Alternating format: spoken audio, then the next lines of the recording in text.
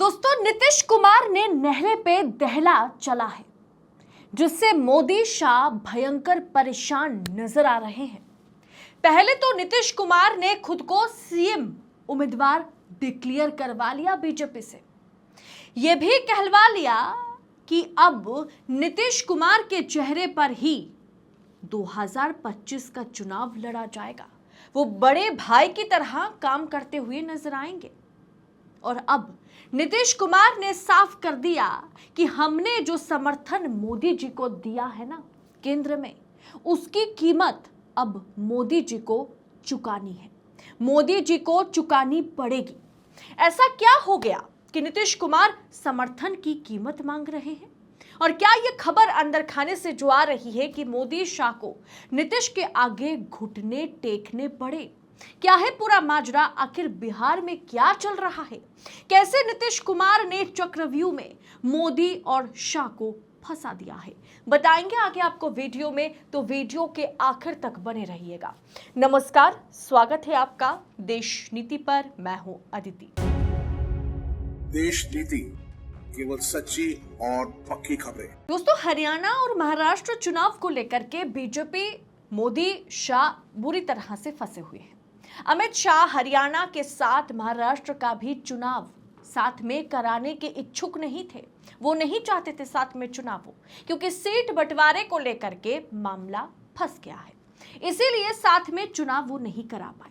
तो वहीं दूसरी ओर बिहार ना एक बड़ा मुसीबत बन गया है मोदी और शाह के लिए। नीतीश कुमार को ना तो वो झाड़ सकते हैं, ना नीतीश कुमार से पल्ला झाड़ सकते, और ना ही नीतीश कुमार के साथ मोदी शाह चल सकते हैं। और मौका देखकर नीतीश कुमार ने भी जिस तरह से उन्हें अपमानित किया गया, उसका बदला उन्होंने लेना शुरू कर दिया। नीतीश कुमार मीटिंग पे मीटिंग बुला रहे हैं पटना में, और अब तो सीधा नीतीश कुमार मुंह खोलकर मांग रहे हैं, और मोदी शाह को मजबूरन देना पड़ रहा है, क्योंकि घटक दल है, क्योंकि जेडीयू जो है वो घटक दल है। नीतीश कुमार के पास 12 सांसद हैं, और नीतीश कुमार अपनी छवि, अपनी इमेज बचाने की जद्दोजहद में लगे हुए हैं। उन्होंने मुंह खोलकर मोदी जी से मांगना शुरू कर दिया। अगर मोदी जी बिहार के लिए, दरअसल वो बिहार के नाम पर मांग रहे हैं, अपने लिए कुछ नहीं, बिहार के नाम पर मांग रहे हैं, और बिहार के नाम पर नीतीश कुमार जो कुछ भी मांग रहे हैं, अगर वो देने में मोदी जी ना कर देते हैं, तो पूरी तरीके से 2025 बिहार विधानसभा का चुनाव मोदी शाह को उल्टा पड़ जाएगा। इसीलिए नीतीश कुमार के आगे मोदी शाह को हाथ जोड़ने पड़ रहे, हाथ जोड़ना पड़ गया, क्योंकि बैसाखियों के दम पर सरकार चल रही है केंद्र में। मोदी जी को बकायदा नीतीश कुमार ने चिट्ठी लिखी है, और उन्होंने जो मांग करी है आप देखिए। बिहार के मुख्यमंत्री नीतीश कुमार ने, रिपोर्ट में यह कहा गया कि बिहार के मुख्यमंत्री नीतीश कुमार ने रविवार को प्रधानमंत्री नरेंद्र मोदी को पत्र लिखकर अयोध्या से सीतामढ़ी के बीच वंदे भारत ट्रेन चलाने और पुनौरा धाम को भी सड़क एवं रेल संपर्क स्थापित करने का अनुरोध किया। ये जो पुनौरा धाम है, उसके लिए उन्होंने पहले ही मोदी जी से सहयोगिता मांगी थी। उन्होंने फंड जुटाने के लिए बीजेपी से कहा था, केंद्र सरकार से कहा था कि इससे हमें संरक्षण देना है, इस मंदिर को हमें भव्य तरीके से बनाना है, क्योंकि सीता मैया की ये भी भूमि है, तो उनका जो जन्म स्थल है उसे भी हमें बढ़िया बनाना है। इसके लिए उन्होंने पहले ही केंद्र सरकार से, मोदी सरकार से फंड मांगे हैं। और इसके बाद वंदे भारत चलाने के लिए पुनौराधाम सीतामढ़ी जिले में स्थित सीता माता की जन्मस्थली तक वंदे भारत चले, इसके लिए उन्होंने मुख्यमंत्री कार्यालय द्वारा रविवार को जारी एक बयान के अनुसार नीतीश कुमार ने प्रधानमंत्री मोदी को सीधा पत्र लिखकर भारत सरकार द्वारा बनाए जा रहे अयोध्या से सीतामढ़ी जिले तक राम जानकी मार्ग के निर्माण कार्य को शीघ्र पूर्ण करने के लिए उन्होंने निर्देश दिया। निर्देश देने के जगह पर उन्होंने एक तरह से अनुरोध किया मोदी जी से कि देखिए, आपको अयोध्या से लेकर सीतामढ़ी तक, सीता मैया की जो जन्मस्थल है वहां तक आपको हम जो कनेक्टिविटी है उसे बढ़िया बनाना है, आपको वंदे भारत इसके लिए देना होगा। अब मौका है नीतीश कुमार के पास, वो कुछ भी मांगे, क्योंकि बिहार को विशेष राज्य का दर्जा देने से मोदी जी ने इनकार कर दिया और ये दबाव लगातार तेजस्वी यादव जो है वो नीतीश कुमार पर बना रहे हैं कि आपने वायदा किया था विशेष राज्य का दर्जा। वहीं इंडिया अलायंस ने साफ कर दिया कि अगर नीतीश कुमार हमारे साथ आते हैं तो हम उन्हें विशेष राज्य का दर्जा दिलवाएंगे। ऐसे में नीतीश कुमार ने मौका देखा और मौके पर चौका मारा। उन्होंने सीधा मोदी जी को पत्र लिखकर कह दिया कि हमारी ये मांगे पूरी करें, और करना पड़ेगा क्योंकि बिहार की राजनीति पूरी तरीके से बदल गया है। बिहार में विधानसभा चुनाव की तैयारी शुरू हो गई है अभी से। एक तरफ दोस्तों 2025 नवंबर में चुनाव है और 2024 खत्म होने को है। ऐसे में बिहार जो है वो एक बहुत ही महत्वपूर्ण रोल प्ले करेगा और करता जाएगा जब तक नीतीश और मोदी के बीच समझौते की सरकार है। एक तरफ एनडीए और इंडिया गठबंधन के घटक दलों के नेता अलग अलग नामों से राजनीतिक यात्राएं निकाल रहे हैं बिहार को लेकर के। दूसरा, सीएम नीतीश कुमार जल्द से जल्द बोर्ड निगम में रिक्त पदों को भरने की कोशिश में लगे हुए हैं ताकि उन्हें उनका वोट बैंक जो है, युवा जो है, वो उनके लिए जो है थोड़ा सा सहानुभूति रखे। एनडीए के 3 घटक दल चिराग पासवान और उनके चाचा पशुपति कुमार पारस के नेतृत्व वाले लोजपा के दोनों धड़े जितन राम मांझी की हम और उपेंद्र कुशवाहा के आरएलएम के साथ खाली है। अभी और ऐसी संस्थाओं में सदस्यों और अध्यक्ष की नियुक्ति होनी है। माना जा रहा है कि वहां भी यही क्रम दोहराया जाएगा, यानी बीजेपी और जेडीयू को फर्स्ट प्रायोरिटी दी जाएगी, जिसे लेकर के बाकी जो सहयोगी दल हैं उनके मुखिया जो है वो बीजेपी से, जेडीयू से नाराज चल रहे। एनडीए में तकरार का दोस्तों बीजारोपण जो है वो हो गया है। एनडीए में तकरार का एक तरह से आप कह शुरुआत जो है वो हो गया है। नीतीश कुमार लाख सफाई दे कि वे एनडीए छोड़कर इंडिया ब्लॉक के साथ नहीं जाएंगे, लेकिन उनकी पुराने अंदाज को देखते हुए ऐसा भरोसा करना मुश्किल हो रहा है। अब दोस्तों सवाल ये भी उठाए जा रहे हैं, नीतीश कुमार को इस तरह से भी चिताने की कोशिश की जा रही है कि नीतीश कुमार ने नरेंद्र मोदी को अगर आंख मूंद कर समर्थन दिया है तो बीजेपी की हर बात अब तक अगर नीतीश ने मानी है तो इसकी महंगी कीमत भी वे वसूल करेंगे, यानी बीजेपी वसूल करेगी। लेकिन बीजेपी वसूल करती उससे पहले ही नीतीश कुमार ने नहले पे दहला चला।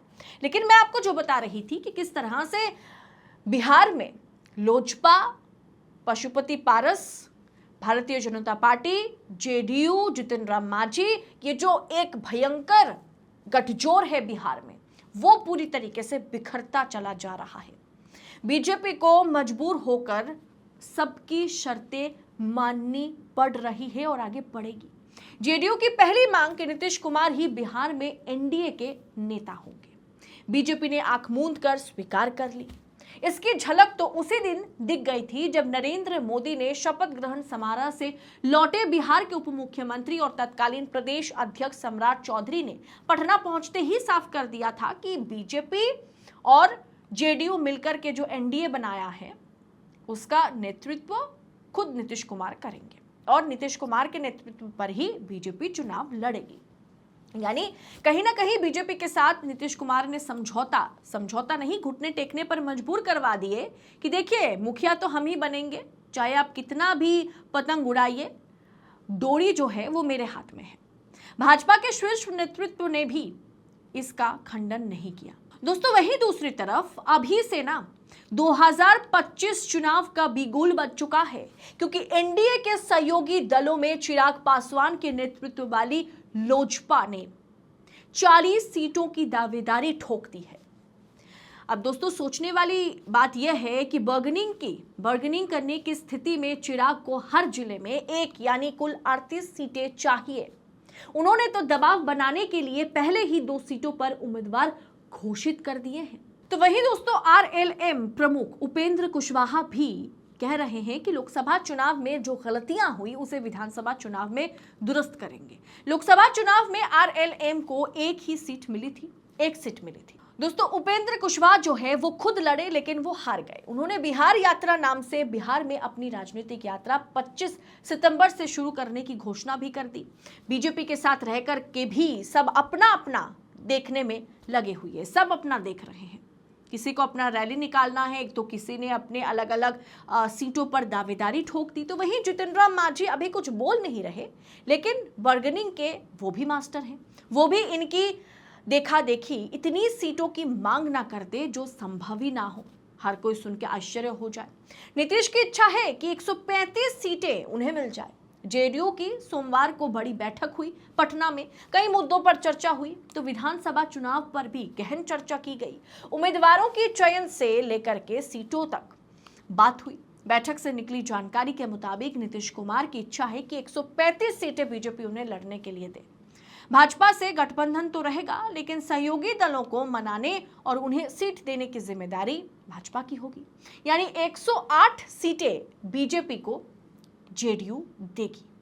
अब दोस्तों, समझने वाली बात यह है कि 2020 में जब बिहार में चुनाव हुआ था तो सबसे बड़ी पार्टी बनकर आरजेडी उतरी थी, उसके बाद बीजेपी उभरी थी और जेडीयू बहुत नीचे रही, बहुत ही नीचे, 40 से भी कम सीटों पर जेडीयू जो है बिहार में सिमट गई थी। ऐसे में वही जेडीयू, वही नीतीश कुमार बीजेपी के आगे 135 सीटें मांग रही है और बीजेपी को उससे कम सीटें देने की दावा करती हुई जेडीयू नजर आ रही है।